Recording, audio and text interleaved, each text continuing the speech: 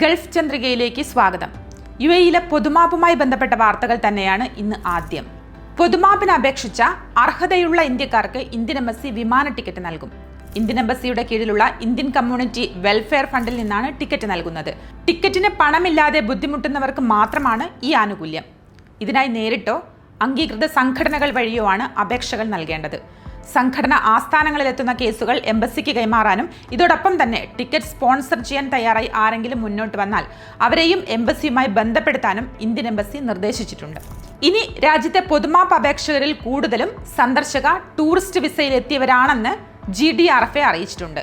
ജോലി തേടി സന്ദർശക വിസയിൽ എത്തിയവരാണ് ഭൂരിഭാഗവും. ശരിയായ റിക്രൂട്ട്മെന്റ് നടപടി പൂർത്തിയാക്കാത്തവരും ജോലി മാറ്റത്തിനിടെ നടപടിക്രമങ്ങൾ പൂർത്തിയാക്കാൻ സാധിക്കാത്തവരും സാമ്പത്തിക തൊഴിൽ പ്രശ്നങ്ങൾ കുടുങ്ങിയവരും ഈ കൂട്ടത്തിലുണ്ട്.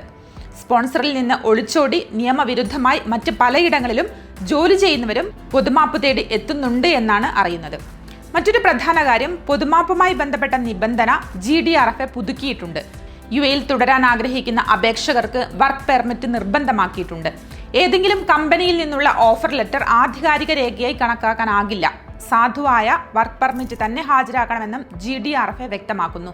പൊതുമാപ്പിന്റെ പ്രാധാന്യം കണക്കിലെടുത്ത് അപേക്ഷകർക്ക് അതിവേഗം വർക്ക് പെർമിറ്റ് നൽകാൻ മാനവ വിഭവശേഷി മന്ത്രാലയം നടപടിയെടുത്തു കഴിഞ്ഞു. അപേക്ഷകന് യുഎഇയിൽ നിയമാനുസൃത ജോലി ഉണ്ട് എന്ന് സ്ഥിരീകരിക്കാനാണ് ഈ വർക്ക് പെർമിറ്റ്. പൊതുമാപ്പുമായി ബന്ധപ്പെട്ട കൂടുതൽ വിവരങ്ങൾ അറിയാൻ ഗൾഫ് ചന്ദ്രികയുടെ ഓൺലൈൻ സോഷ്യൽ മീഡിയ പ്ലാറ്റ്ഫോമുകൾ സന്ദർശിക്കുക. യുഎഇയിൽ നിന്നുള്ള മറ്റൊരു വാർത്ത, യുഎഇയിൽ സഞ്ചാരികളെ ആകർഷിക്കുന്ന നിരവധി കാഴ്ചകളും വിശേഷങ്ങളെല്ലാം തന്നെ നാം കാണാറുണ്ട്. അതെല്ലാം തന്നെ നിങ്ങൾ കണ്ടു കഴിഞ്ഞവരാണോ? എങ്കിൽ പുതിയ തലത്തിലുള്ള ഒരു കൗതുക കാഴ്ചയ്ക്ക് കൂടി നിങ്ങൾ ഒരുങ്ങിക്കോളൂ. കടലിന്റെ സൗന്ദര്യം ആസ്വദിച്ച് അത്യാഡംബര കപ്പലിൽ ഒരു വിനോദയാത്ര. ദുബായിൽ നിന്ന് ഒമാൻ കടലും കടന്ന് സഞ്ചാരികളുമായി കുതിക്കാൻ റിസോർട്ട് വേൾഡ് ക്രൂസ് വരികയാണ്. നവംബർ 1 മുതൽ വിവിധ ഗൾഫ് വിനോദ കേന്ദ്രങ്ങളിലേക്ക് ഈ അത്യാഡംബര കപ്പൽ പുറപ്പെടും. അബുദാബിയുടെ ഭാഗമായ സർ ബനിയാസിലേക്ക് എല്ലാ വെള്ളിയാഴ്ചകളിലും പുറപ്പെടുന്ന 2 രാത്രി ഉൾപ്പെടുന്ന പാക്കേജ്, ഗസബ് മസ്കത്ത് വഴി എല്ലാ ഞായറാഴ്ചകളിലും പുറപ്പെടുന്ന 3 രാത്രികളുടെ ഒമാൻ പാക്കേജ്, ദോഹയിലേക്ക് എല്ലാ ബുധനാഴ്ചകളിലും 2 രാത്രികൾ ഖത്തർ പാക്കേജ് എന്നിവയാണ് കമ്പനി ഇപ്പോൾ പ്രഖ്യാപിച്ചിരിക്കുന്നത്. ദുബായ് ടൂറിസവുമായി ചേർന്നാണ് കപ്പൽ യാത്ര ഒരുക്കിയിരിക്കുന്നത്. അപ്പോൾ അത്യാഡംബര കപ്പലിലൂടെ ഗൾഫ് നാടുകളുടെ സൗന്ദര്യം ആസ്വദിക്കാൻ നിങ്ങൾ തയ്യാറായിക്കോളും.